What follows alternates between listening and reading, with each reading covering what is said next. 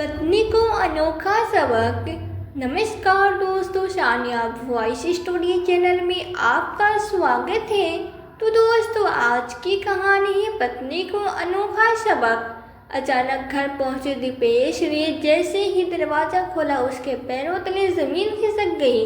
जो उसने आवाज़ सुनी वो उसकी माँ की थी, जो दूध होकर गिड़गिड़ाती हुई बोल रही थी, मुझे मत मारो बहू, मैंने कुछ नहीं किया, मुझे मत मारो। माँ के मुंह से यह शब्द सुन और उनके बिखरे हुए बाल, शरीर पे जगह जगह निशान देखकर दीपेश सन्न रह गया। माँ के लिए एक एक चीज शौक से खरीद कर लाया था। सारा सामान हाथ से छूटकर जमीन पे धम से गिर पड़ा।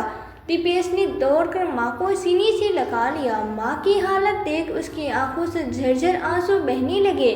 दरअसल दीपेश विदेश में नौकरी करता था और एक दिन उसके बॉस ने उसे बताया कि दीपेश तुम्हें ऑफिस के काम से कुछ दिनों के लिए शहर जाना है। बॉस ने मुंह से भारत जाने की बात सुनकर दीपेश बहुत खुश हुआ और जल्दी जल्दी सामान पैक करने लगा। दीपेश आज 1 साल बाद घर लौटा था। उसने चहकते हुए अपनी माँ को आवाज़ लगाई, माँ माँ कहाँ हो आप? देखो तो तुम्हारा बेटा तुम्हारे लिए क्या क्या लाया है।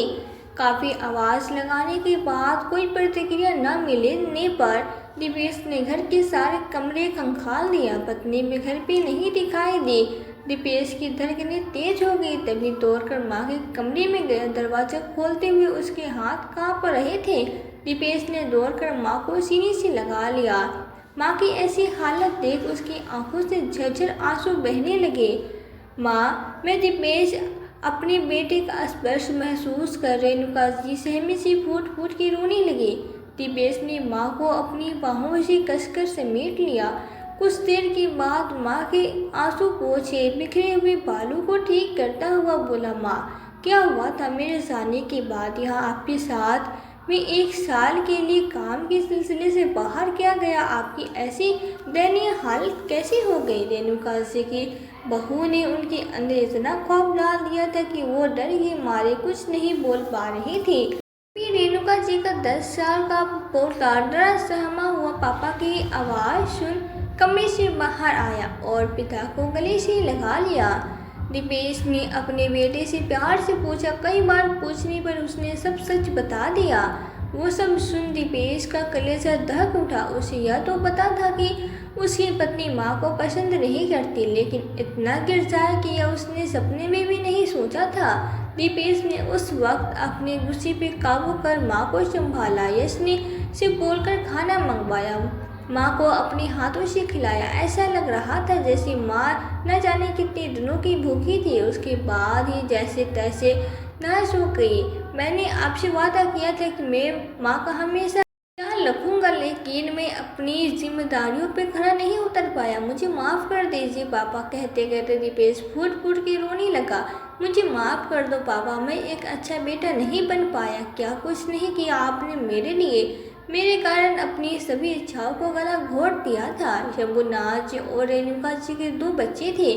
दोनों वो बड़े नाजों से पाल पोस कर बड़ा किया था। शंभुनाथ जी ने बेटे को पढ़ाई लिखाई में भी किसी भी तरह की कोई कमी नहीं आने दी थी। दीपेश ने भी अपने माँ बाप के हर हालात को समझा और खूब कड़ी मेहनत करके ये नौकरी हासिल की थी। दोनों बच्चों की शादी की उम्र हो चुकी थी, इसलिए दोनों बच्चों की शादी वक्त रहते उन्होंने कर दी थी। बेटी की शादी पास के शहर में हुई थी जो विदेश में रहती है। उसे आज भी याद है जब उसकी और नंदिनी की शादी हुई थी। माँ को लगा था कि घर में एक बेटी की कमी है, वो बहू आने से पूरी हो जाएगी। लेकिन रेणुका जी जितना नंदिनी को प्यार करती, नंदिनी उतना ही ज़्यादा सर पे चढ़ी जा रही थी। रेणुका जी ने बहुत कोशिश की, लेकिन नंदिनी की रेणुका जी से बिल्कुल न बनती। नंदिनी को उनके हर व्यवहार में, हर रूप में पड़ोस सास की नज़र आती थी, क्योंकि वो रेणुका जी को माँ के रूप में देखती ही नहीं थी। शादी के कुछ साल बाद नंदिनी माता पिता के साथ दीपेश का रहना दुश्वार कर दिया था, इसलिए माता पिता के कहने पर ही दीपेश ने अपना ट्रांसफ़र दूसरे शहर में करवा लिया और नंदिनी को लेकर वहाँ से चला आया। उसके बाद उसे जब भी मौका मिलता वो माता पिता से मिलने आ जाता था। माँ पापा कितनी बार बीमार हुए, कभी माँ का आँख का ऑपरेशन, कभी पापा की एंजियोग्राफी, कभी बुखार, लेकिन हर बार वो सिर्फ 2 से 3 दिन रुक पाता था। उन्हें सिर्फ नंदिनी के कारण घर की शांति के लिए फिर भी माँ बाप ने उफ तक नहीं की। लेकिन जब आए दिन शंभुनाथ जी की तबीयत खराब रहने लगी तो दिव्येश ने अपने माता पिता को अपने पास शहर बुला लिया था। नंदिनी ने बहुत ड्रामा किया, लेकिन कुछ समझाने के बाद उसने हाँ बोल दिया। शायद वो भी उसका लालच ही था जो उसके व्यवहार में इतना बदलाव अचानक आ गया था। अब वो दीपेश के सामने यही दिखाते कि वो अपने सास ससुर की बहुत सेवा करती है, लेकिन एक दिन दीपेश के सामने ही बोल दिया, मम्मी जी आप समय पे नाश्ता कर लिया करो, मेरा क्या है, मैं लेट भी करूँ तो मुझे कोई दिक्कत नहीं होगी, पर आपकी उम्र ऐसी है कि वक्त पर नाश्ता करना चाहिए। यह देखिए सब कुछ तो बन गया है और आप कुछ खा क्यों नहीं रही है? अगर आपको यह नाश्ता पसंद नहीं है तो आपके लिए कुछ और बना दूं। इतने साल हो गए आपके मेरे हाथों का कुछ खाए हुए, आप इस बस फरमाइश कीजिए, मैं फटाफट बना लाती हूँ। नंदिनी दीपेश को दिखाते हुए अपनी सास रेणुका जी से बोली। दीपेश को अभी लगने लगा था कि नंदिनी अब बदल चुकी है। वो भी माँ से बोला, माँ आपको बहू इतना कुछ पूछ रही है, फिर भी आपका मुंह लटका हुआ है, यह कोई दिखावा नहीं है, क्योंकि दिन रात आपको पूछती रहती है, फिर भी आपके चेहरे पे खुशी नहीं दिखती, आखिर क्यों? अब इससे ज़्यादा आपको अपनी बहू से क्या चाहिए? इतना कहकर दीपेश नाश्ता करने लगा। उसे ऑफिस जाने के लिए देरी हो रही थी। वो नाश्ता करके निकल गया। दीपेश के जाते ही नंदिनी बावर्ची से बोली, यस टेबल पे बस दलिया रहने दो और बाकी सब चीज़ों को उठाकर रसोई में रख दो, और हाँ दोपहर में मम्मी जी और पापा जी के लिए दाल रोटी बना देना, रात में हमारे लिए पनीर की सब्जी और उनके लिए चटनी बना देना। ज़्यादा कुछ बनाने की ज़रूरत नहीं है, काम के न काज के दुश्मन अनाज के।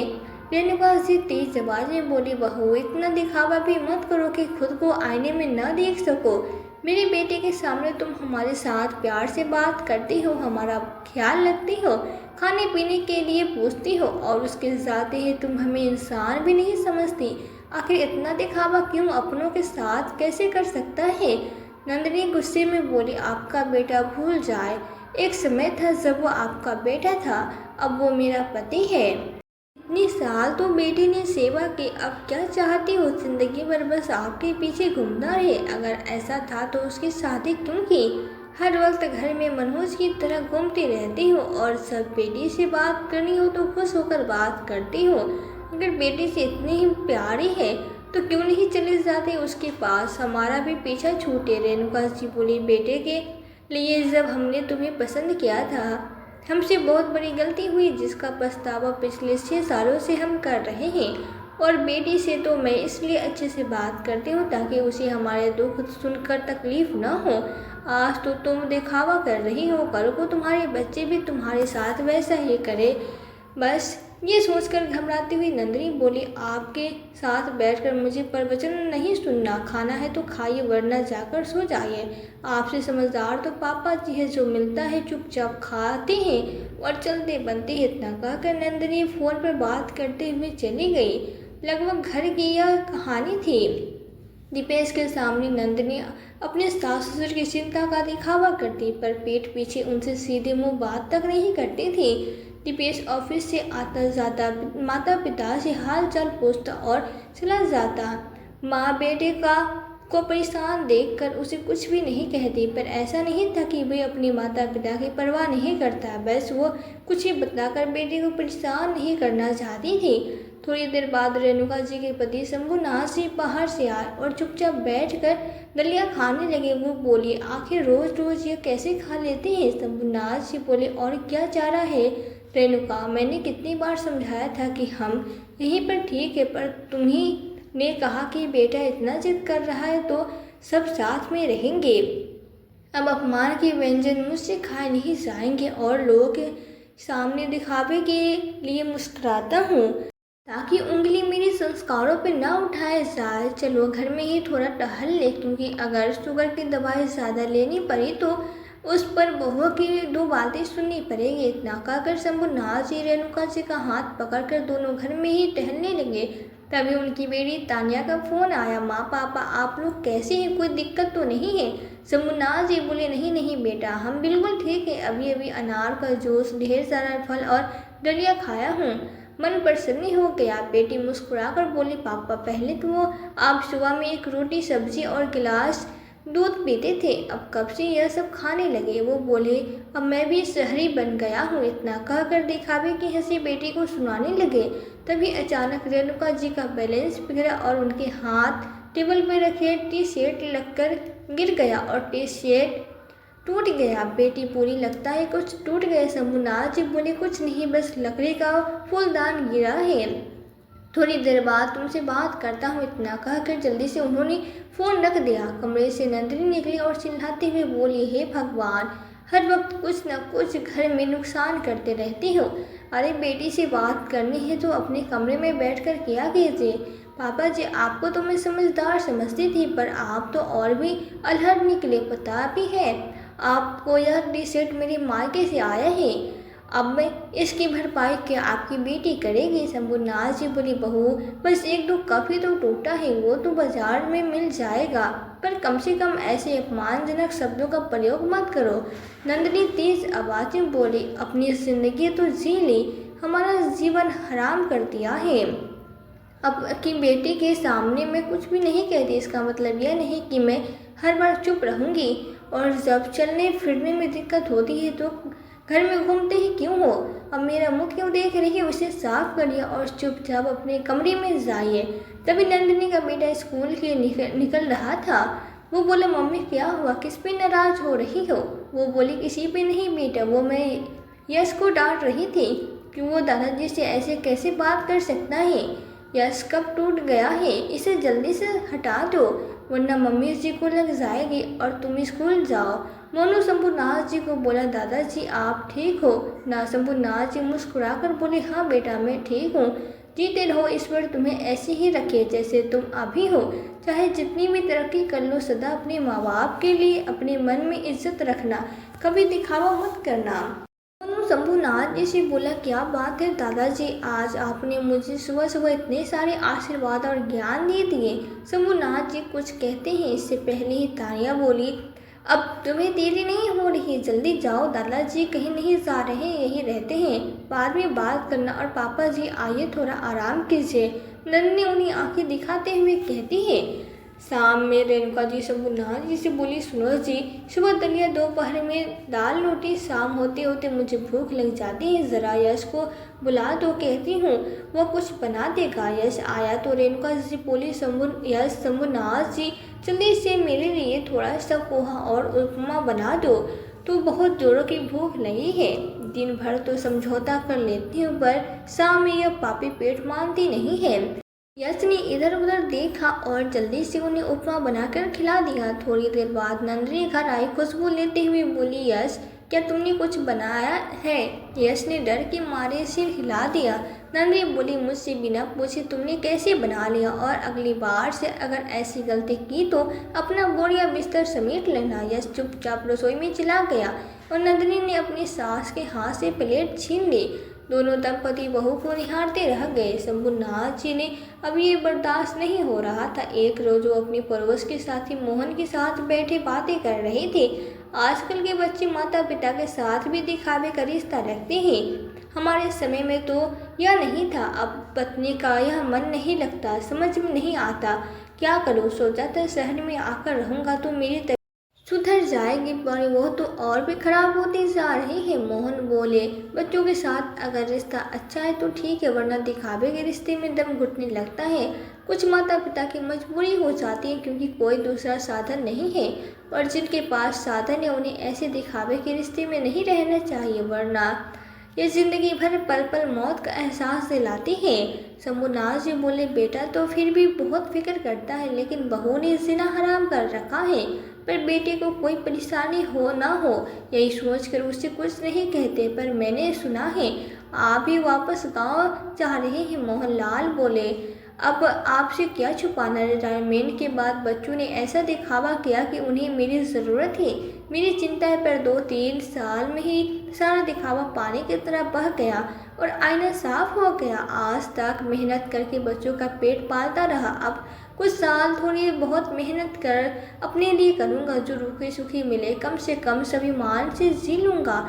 इतना कहते कहते मोहनलाल जी की आंखें भर आई। शंभूनाथ जी बोले, भाई और कुछ मत कहिए, मैं सब समझ गया। मैं सोचता था कि मैं अकेला एक अभागा पिता हूँ, पर लगता है न जाने दुनिया में कितने ही ऐसे माता पिता होंगे जो बच्चों के दिखावे में अपनी जिंदगी नरक जैसी काट रहे हैं। आपने तो हमें भी रास्ता दिखा दिया है, अब हम भी यहाँ नहीं रहना चाहते। शंभूनाथ जी घर आकर रेणुका जी से बोले कि मेरी जो भी हालत है मैं आप पर बोझ न बन जाऊँ। रेणुका जी बोली, आप ऐसा क्यों कह रहे हैं? अगर हम एक दूसरे के साथ हैं तो किसी पर बोझ नहीं बनेंगे। यह दिखावे हैं, जिल्लत की रोटी खाकर भी हम भूखे रह जाते हैं और तुम मेरा और मैं तुम्हारा ख्याल रख लेंगे। और आज भी गांव में बिना पैसे और बिना दिखावे की 2 रोटी और अपनापन मिल जाता है। उन दोनों ने बेटी को फ़ोन किया और पिछले 4 साल की पूरी घटना उसे बताई, तो बेटी भी आश्चर्य में थी, क्योंकि अब वो भी 2 दिन के लिए आती थी तो उसे एहसास नहीं होता था कि उसके माता पिता को कुछ है। बेटी बोली, इतना दिखावा आखिर क्यों? क्या भाभी ने यह भी नहीं सोचा कि कल को उनके साथ अगर यह सब होगा तब वो क्या आप खुद को आईने में देख पाएंगे? शाम को बेटा घर लौटा तो शंभूनाथ जी बेटे से बोले, बेटा हम बहुत थक चुके हैं, यह रहकर अब मन नहीं लगता, अब हम गांव में रहेंगे। बेटी बोली, पापा बिल्कुल सही फैसला लिया आपने, क्योंकि मैं आपको यहाँ नहीं बुला पाऊँगी। अगर कभी मेरे घर वालों के मुंह से आपके लिए कुछ गलत शब्द निकल गया तो मैं खुद को कभी माफ़ नहीं कर पाऊँगी। इससे अच्छा मैं वहीं आकर आपकी कभी कभी देखभाल कर लिया करूँगी। मैं नहीं चाहती मेरे माता पिता पर किसी का एहसान हो।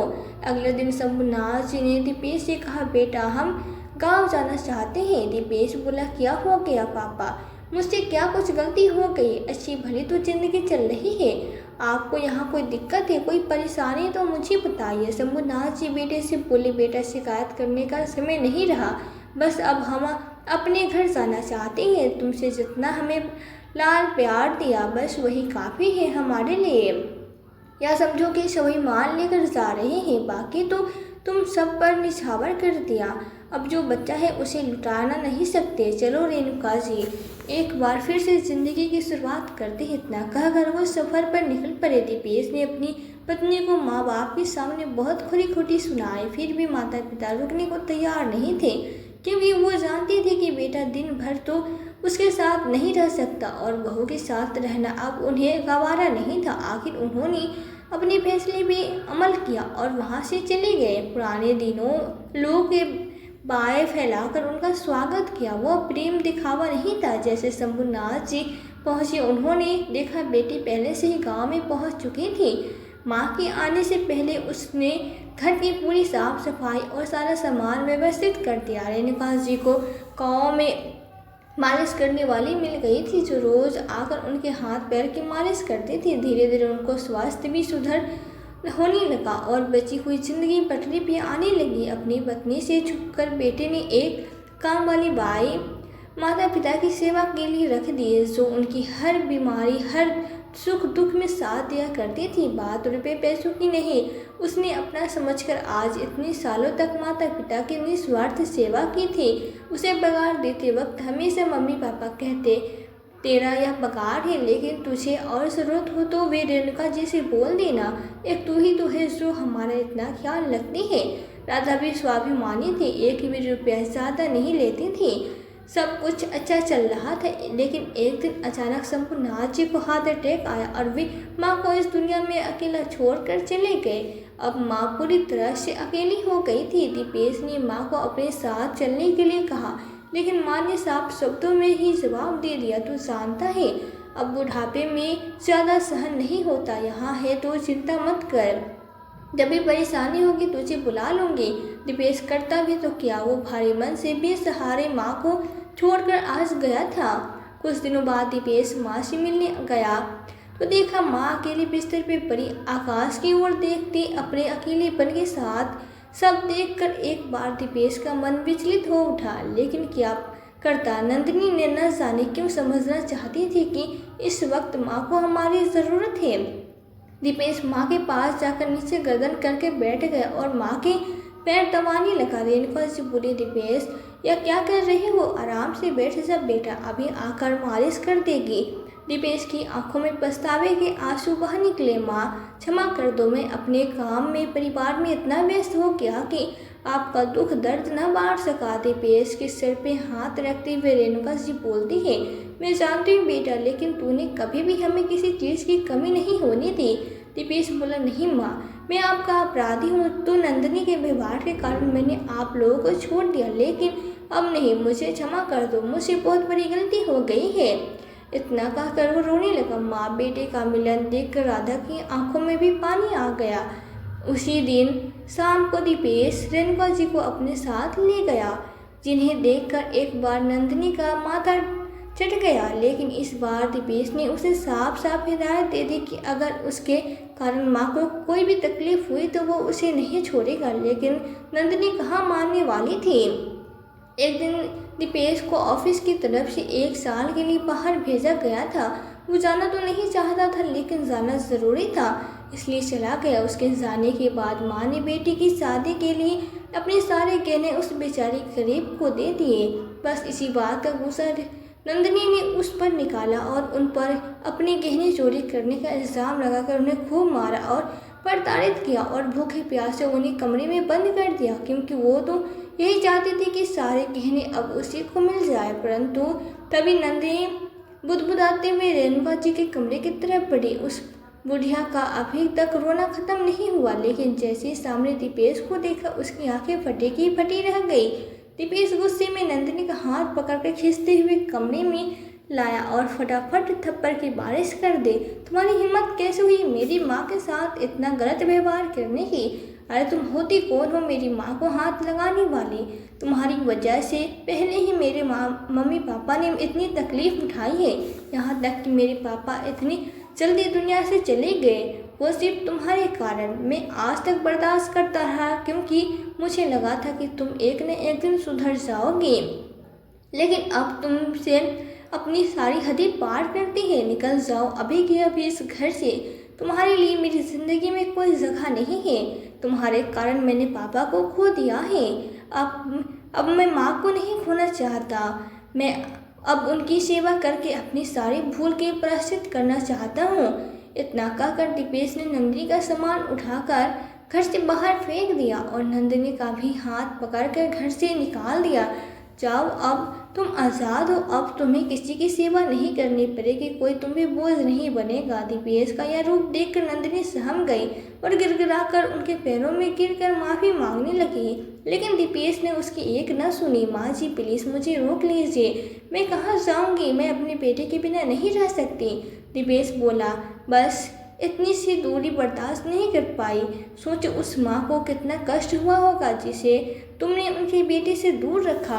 अब तुम्हें उनका दर्द दिखाई ना दिया, तुम्हें तुम्हारी आत्मा ने नहीं ठुकारा, अब तुम भी ऐसे ही तड़पोगी। इतना कहकर दीपेश ने दरवाज़ा बंद कर लिया और जाकर माँ के पैरों में ऐसे रख कर रोने लगा। मुझे माफ़ कर दो माँ, आज के बाद आपको शिकायत का मौका नहीं दूंगा। कुछ दिनों बाद रेणुका जी की सेहत में सुधार भी हुआ तो दीपेश ने अपनी माँ की देखभाल के लिए एक आया रख दी और खुशी खुशी तीनों एक परिवार में रहने लगे। और नंदिनी ऐसे ही डर की ठोकरें खा रही थी। दोस्तों, भगवान से पहले माँ बाप है, क्योंकि भगवान दुख दर्द दोनों देते हैं, पर माँ सिर्फ सुख देते हैं। भगवान हर जगह नहीं हो सकता और इसलिए उन्होंने माँ बनाई। तो दोस्तों, यह कहानी आप लोगों को कैसी लगी हमें कमेंट करके ज़रूर बताएं, और कहानी अगर पसंद आई हो तो चैनल को सब्सक्राइब, वीडियो को लाइक करना ना भूलें। मिलते हैं फिर एक नई कहानी के साथ, तब तक के लिए धन्यवाद।